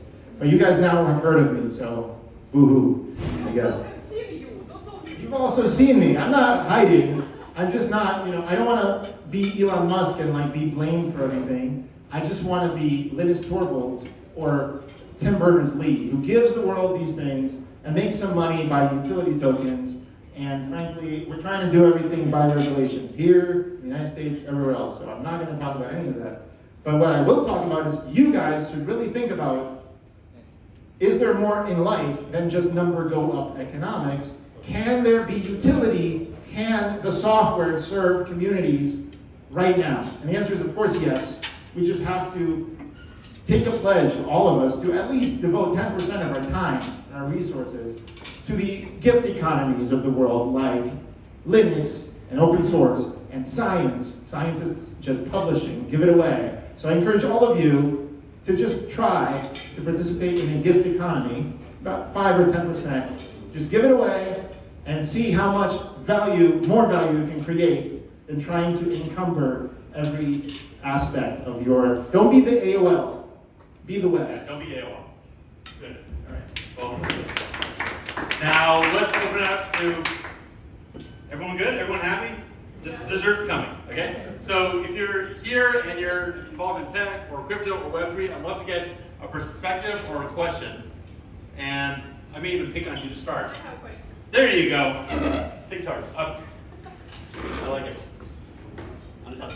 Yeah, so you mentioned that when it became super easy to create smart contracts and this open source economy, right? So it led to a low quality of these projects that many people create. So do you see there could be a similar problem when you're creating communities so easy? Because again, the problem with why Web3 is not so widely used probably is that like average people, they need to have some central entity and cost like Facebook or something, right? So yeah, this. Oh wow, that's a fantastic question. You guys are on fire. No, but I love, yeah, that is a huge thing, right? Because if it becomes easy to create your own community, there's going to be a lot of flavors. And, like there's so many forks of Linux, right? There's all kinds of flavors of Linux and so on. And you're going to need a class of people who are Linux administrators or certified people who know how to use that stuff, right? The WordPress, guess what? You don't know how to host WordPress as good as a hosting company has been doing it for 10 years, right? But they make money, you pay them, right? And you have a choice. You have a free market of choices. You don't have to go pay Facebook or give up your data to them or whatever. And that's important also to heal the world. I'm not going to get into that, but decentralization helps to heal the world because you don't need to fight over control of that one central point that is going, like elections that come down to like one district and it goes one way. That discontinuity is what starts a lot of wars also, the discontinuity. If everything was continuous, people wouldn't care because it's continuous. So a small effort would give you a small reward. And people wouldn't care. But if a small effort could give you a huge reward, suddenly they fight and it becomes valuable to fight. So to get to your point, there is a class of people who are certified in helping to set up your thing. And it becomes easier and easier. And AIs are going to do that. AIs are going to be the new thing that is going to set up and maintain your community. Do I have all the answers? No, I don't have the answers on how you're going to get bots who are very helpful to not join your community. But at the end of the day, I'd rather have more choice than rely on gatekeepers, because choice, remember, it dropped the price of internet cost to 0 in 5 years. Government couldn't do that. Industry couldn't do that. The capitalist industry couldn't do that. But the open source industry did that in 5 years. Science gives away everything, and that's why science is the greatest driver of progress on the earth, right? Because they publish, they give it away. Jonas Salk gave away the vaccine. Much of the pharma industry doesn't, and they use government, they use patents. And fine, but guess what? The US pays the most. They say, we'll do all the innovation, thank you very much. Well, or that system does work, and it produces innovation, but let's give the gift economies a try. So anyway, I think that it's proven itself. The web has created trillions of dollars in value, probably at this point. All the top companies at the top market caps got their start because of the open web. Like I repeat, they could have never done this on the closed AOL. They couldn't start in a closed walled garden and become a trillion-dollar company without breaking out of it.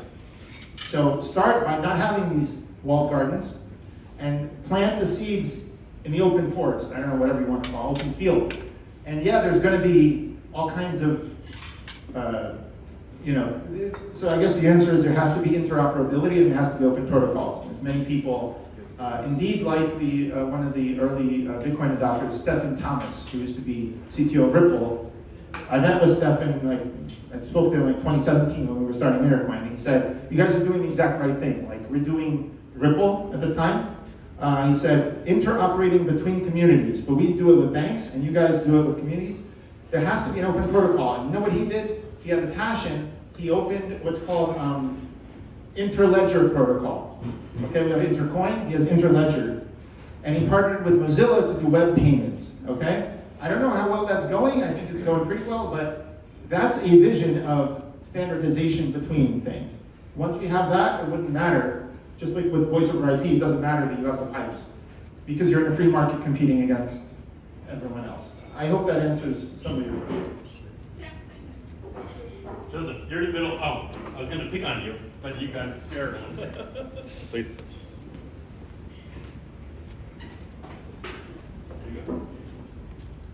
Thank you for presentation. I just want to ask a simple question. I just checked Intercoin application. What's the main difference from Farcaster or Lancer protocol that's now using Farcaster and Lens protocol?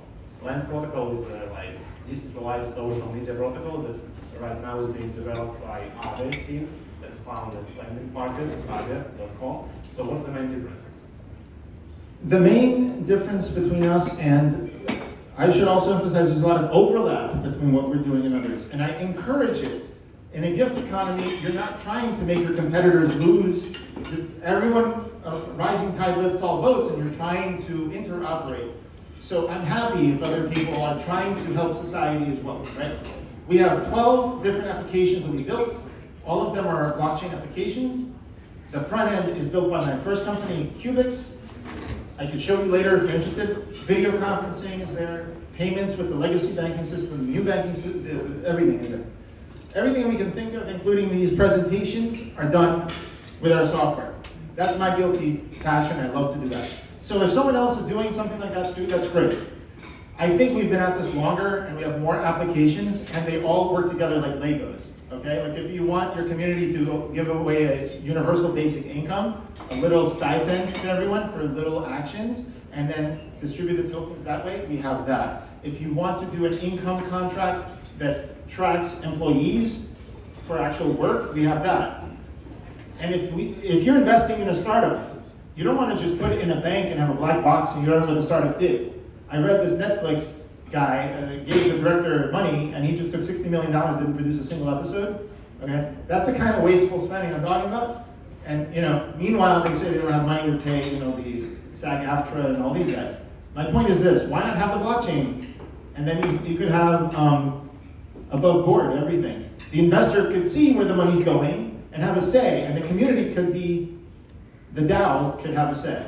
So, and if you don't like choosing the employee, you can have a contest. Put the money in a pool and decide who, let anyone from the world enter, okay? The governments are gonna tell you that Iranians can't enter if it's the United States. And North Koreans can't enter because of the United States. Some other government's gonna tell you that these guys can't enter, right? So again, it's too open, right? It's too efficient, and so we do need to work with other interests as well. But the technology is so easy that you could have payments that are seamless, right? And all these things. So it's not like, how are we different? I think we're different that we have more. We've been at this longer, and honestly, like we've lucked out. In a sense, we've lucked out that we've never taken VC money because you got some VCs here, by the way. Yes, Okay, I do know that. Because I'm fine with selling utility tokens. I want to make that clear, and again, stay away from any talk of it. But I just want to make the difference between utility and shares and equity, okay? When you sell equity, the VC needs to make a profit, so they're going to push you to reduce friction, which means sometimes money-losing economics, right? Eventually, though, your company's going to be really valuable, and they go IPO, and then you decentralize the risk to the crowd. The crowd buys it. But then the crowd finds out that the economics need to be cleaned up, like with Uber. right? Or WeWork. And so you gotta clean up the money-losing economics, which is fine. Society benefited from all that money, right? We built the products, we built Uber, Uber's great, but now you gotta fix that. Here comes the problem though. The problem is you never get rid of the shareholder class. And so shareholders are always going to demand earnings calls. You know, I bought the share at $100. What are you doing to make my share worth $120? I'll tell you what I'm doing. I'm trying to extract rents from the ecosystem in like these ways. Whatever I'm doing, I'm introducing friction, finally, right? Whereas with utility tokens, which is what VCs loved in the 2013 and 2014 and 15, like Union Square Ventures, and they wrote about this, the network is owned by the participants. So imagine an Uber that has all the same software, but is owned by the driver collective, and it's owned by the either the producers or the consumers or both, right? There is no shareholder class, or they are phased out, they're bought out, right? There's a provision to finally get the shares transferred over, and now everyone's just dealing with utility tokens. It's like the difference between Disney Corporation, owned by shareholders who don't live in Disneyland, and Disney dollars, which is the local currency of Disneyland. If Disney was entirely run on Disney dollars, then you would have stakeholder capitalism, or whatever they call it at the UN. You would have people who go and work there, the people who visit Disneyland, they're the ones that are deciding what happens in Disneyland. You don't pollute the water, you don't raise wages, or depress wages, or whatever. There's no outflow to all these other people who don't live in Disneyland, right? And that's exactly the case. Walt Disney Corporation is owned by the public, but that public doesn't live in Disney World. They're not working in Disney World. They're not visiting Disney World, many of them. They're just there to buy a share and make sure that their share is worth more. But that engine, I'm saying, today we have an alternative thanks to Vitalik Buterin and a lot of people in the crypto space. Let's embrace it. If we're crypto enthusiasts, utility tokens are, you make the primary sale once. Vitalik sold his ETH once. He's very rich. He's good. I think he's not complaining at all. And then the community has the ETH and they decide what to do. That's truly decentralized. And that is how you can get open source and actually make it profitable. What the crypto industry has done, the unsung story of crypto, if they get it right, is they can monetize open source. Before them, open source was just a gift economy. Like I said, you should participate in a gift economy just for your health, your mindset, so you're not always thinking about profit. However, if you do want to profit, produce a utility token. Do it compliantly. Fit the SEC's no action letters, at least. You know, they've said to Turnkey Jet and Pocket Full of Quarters, they said, we're not going to go after you because of your token has these properties. At least have those properties. And then build your ecosystem, make your money, but don't make your money endlessly. Don't have a shareholder class that is always calling about the earnings calls. VCs can invest in utility tokens, I'm just saying, for example, and it can still be money made, but at the end, it's owned by the participants. The people who built it made their money, they're happy, and now there's no more toxicity in always trying to figure out how to extract more from the ecosystem. And that ecosystem can become the next web, the next Linux, the next Wikipedia, the next whatever, and they could help the planet. So there you go. I think, any questions, comments? No? Oh, there you go. Yeah. Go. Thanks, Gordon. I've got an application I'd love to share, so thank you for this. I'm also very excited around the promise of platform cooperatives to change nation. I think given we're in COP, a good example of an application of a platform cooperative is to use the concept of smart contracts with social impact bonds.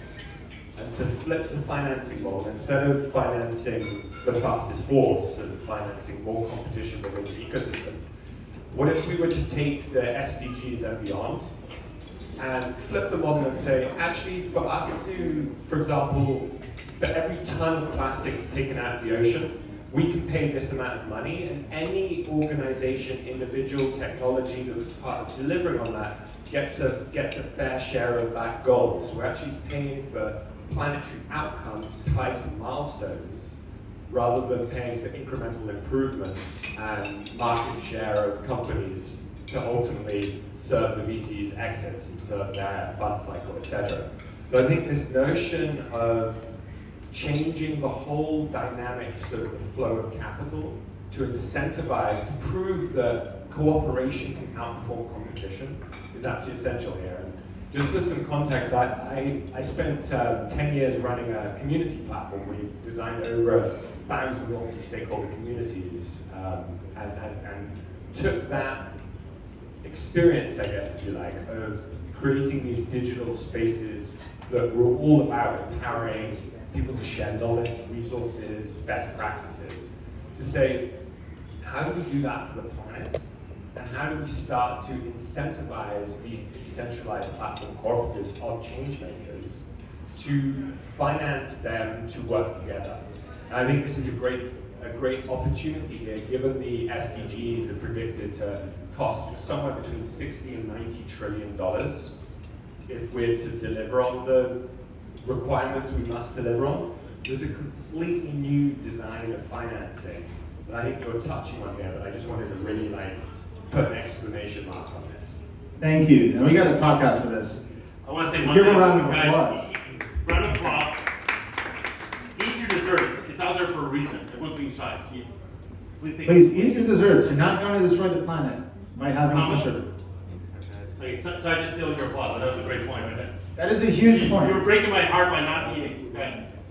Guys, is this okay? I'm just going to say this one. I'm going to answer this because I think there's something important here, very important that I haven't said yet, and that is global incentives and how people organize themselves in economic systems. You're absolutely right. So there's got to be decentralized incentives, bottom-up incentives. We tend to think of solutions in terms of top-down solutions. The UN is a great example of that. The Bilderberg Forum is another example of that. Davos, the WEF, I've been there. They want to say, this is how we're going to solve the climate problem. The thing is that a lot of it can be solved bottom-up too. It's a mindset thing. I'll give you an example. People collectivize into cartels on the one hand and labor unions on the other hand. So for example, Milton Friedman famously called the American Medical Association a cartel because they license the doctors and they try to limit the number of doctors and so on. But then what happens on the other side is we have single payer systems, right? People collectivize the other way. They have big insurance pools. And so we got these two big behemoths, trying to fight each other. And the little guy gets, whatever. Some of them fall through the cracks, like if a drug is, they can't agree on a drug, so then they're out of luck, and then you got to source that in the market. But what if we had bottom-up solutions? What if instead of the banking system, and this is a radical thought today, what if we also, in addition, have a universal basic income inside a community? Meaning give everyone just a little bit of money, just a little bit. At first, it seems to offend the sensibilities of people who say you didn't earn that money, you did nothing, and you got free money. Okay. The fact is, we live in the 21st century, we all get free gifts of science, and everybody's lived before us. Just the fact that you live today, you get to eat all these glorious meals and be rich, much richer, get air conditioning, get these amazing buildings and safety, and child mortality is down. Amazing, amazing things, and you didn't earn any of it. It's just simply by virtue of living today. So don't get jealous that someone else is getting something for free. You're getting a lot for free just by being born today as opposed to 1,000 years ago. You're not compensating Newton or anybody. And moreover, Newton said, I stood on the shoulders of giants, and that's how I was able to see further. If the giants rented their shoulders and prevented Newton constantly, and science was rent-seeking all the time, it wouldn't grow as fast, and we wouldn't have all these discoveries. So there's something to be said about, like I said, gift economies. But also what it does is it naturally rebalances everyone's relationship to their employer. If everyone has FU money, a little bit, they're not going to waste their time at dead-end jobs at McDonald's. You're going to pay them more. But that's the proper wage, is if they can walk away from a job, then it's a real negotiation between an employer and employee. If it's a contract of adhesion, if you can work at McDonald's or Burger King, right? You're still going to be working a dead-end job. There's a lot of people who went on to work for Tesla because they had education that they received for free. A lot of these, like I said, Albert Wenger talks about this. The technology makes education cost zero in a lot of cases. The AIs can now replace teachers and have what's called a double sigma, okay, thing. And you have Khan, the Khan Academy, right? Salman Khan talks about this. He has a great lecture about this. Double sigma problem says if you have individual attention to every kid, the bell curve is destroyed. Everybody, almost everybody excels. They just need individual attention. That's what's scary. And AI can now start to solve that. So a lot of the things that I'm talking about, why don't we give the technology to everybody? There was a 19th century movement called distributism. It was a Christian movement. It talked about everybody getting the means of production. Not the socialists who said the means of production are owned by the factory workers, but almost like giving everyone, right? And that's what technology does. Everyone has a personal computer, everyone has a personal printer, a personal blog, which, imagine, you could blog and hashtag whatever, and people around the world see it. You used to have gatekeepers to print a book. It was called the imprimatur. You needed a license to print a book. So technology does this. It can do this with Web3. But here's what I want to say. What if we didn't have only top-down solutions? What if the UN SDGs, that's fine. That sources a lot of money for it. But what if we had education around the world? Turns out education decreases. Women that get educated have children later in life, okay? Because they focus on their career now, they go to college, they spend time improving their job prospects and their careers. So, what is the biggest input to climate and all the resource use and all the pollution? It's the number of humans. If we triple the number of humans, it would be triple the amount of pollution and triple the amount of resource use. So just by educating people, just by giving them free access to education, and like I said, in the village where they don't have high-speed internet, give them that one computer gets the video, and then the local network that we built, for example, the open source, can educate the village. The village needs access to the software running on their computers, locally, not in California. So if we do just that, people are going to live locally, they're not going to burn fossil fuels going crazy amounts. And this last thing I'm going to say about fossil fuels, we're all traveling, all of us, every day, more than Mozart was, more than the biggest travelers in Europe have ever traveled, at the height of their travels, every day. And why do we do this? To sit in a chair, it used to be before the pandemic, people used to commute to the office, commute back every day to sit in a chair. You can't sit in that chair at home. You can't connect everyone. You know, people live in local communities. Yes, we can. So the fossil fuel usage and the environmental sustainability can be achieved with technology that simply allows humans to opt out of this system that shuttles them from place to place and forces them to go. And it turns out, after the pandemic, it turns out you don't need to go to the office. You can actually, and many people realize now, not going back. But we needed a pandemic. I've been telling people for years, try it. Just don't commute. Just try, right? So now, I think look, this could go too far. We could all live in Mark Zuckerberg's metaverse, right, and all this stuff. But again, that should be open source, because why would you want to live in one guy's metaverse? You're living your entire life, 10 hours a day, in something controlled by one guy, or whatever. That's why it's really important as technology gets into your brain with Neuralink and whatever, you absolutely need open source. You need to control your own things, and the communities need to exercise control. And then I think the fossil fuel usage is going to go down, which it did during the pandemic. It was the biggest drop ever. And if people get educated, then they're just naturally going to taper off they're going to realize that child mortality has been solved, right? And then they're going to, I think, stabilize, which we already see happening. Very good. Okay, let's give a big round of applause. Let's say our program portion is over. You guys have been troopers. This was a long lunch, I think, but it's very interesting. Again, I want to thank Greg, I want to thank Carla, and yes, applause. Sure, why not?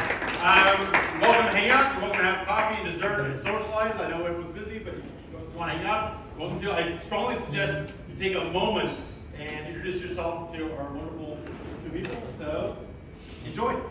Thank you. Thank you, everybody. I just want to remind you, she's here with a busted foot. Thank you, everybody, and please enjoy your desserts.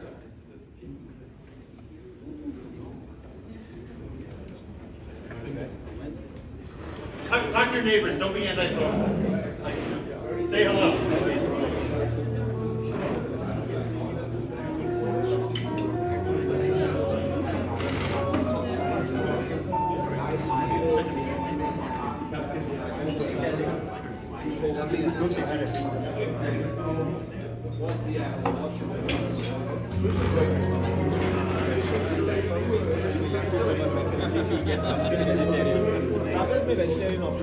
They had your truffle fries were there.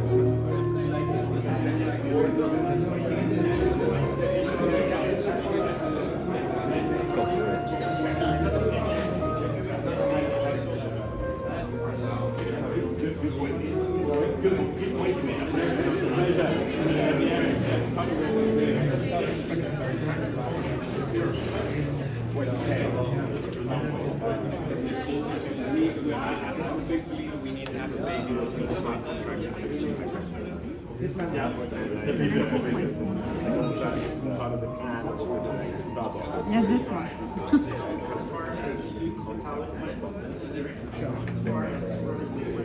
Thank you so much.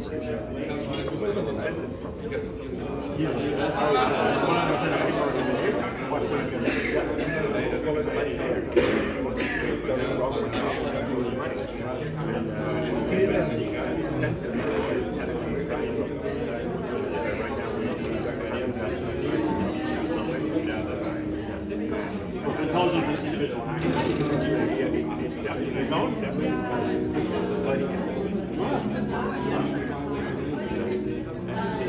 Let me see you better.